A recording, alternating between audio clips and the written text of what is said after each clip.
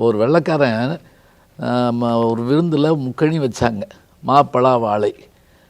அவனுக்கு என்னன்னு தெரில, மாம்பழம் வாழைப்பழம் பலாச்சொலை வச்சுருக்காங்க. பக்கத்தில் இருக்கவன்ட்ட நம்மள்கிட்ட கேட்டான், இதெல்லாம் எப்படி சாப்பிட்றதுன்னு. அவன் பார்த்தான், இதுதான் அவனை பழிவாங்க நல்ல நேரம்னு சொல்லி வாழைப்பழத்தை எடுத்தான், உரித்தான், பழத்தை எடுத்து வாயில் போட்டான், தொழியை கொண்டு வெளியே போட்டான். இதே மாதிரி மூணையும் தின்னு அப்படி தான். அவன் என்ன பண்ணான், பலாச்சொலையை எடுத்தான், உரித்தான், சொலையை வெளியே போட்டு கொட்டையை தின்னான்.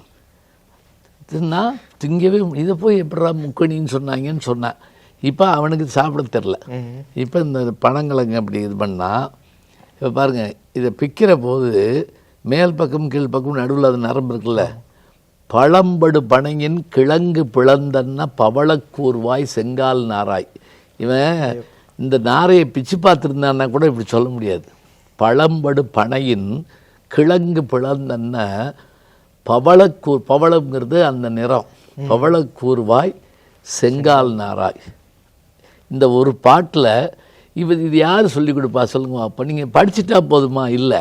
இப்போ நான் சொன்ன மாதிரி பனங்கிழங்குங்கிற விஷயமே முதல்ல நீங்கள் உடனே திருப்பி கூகுளில் தட்டி பார்க்கணும். பனங்கிழங்குன்றாங்களே எங்கே இருக்குது அப்படின்னு சொல்லி.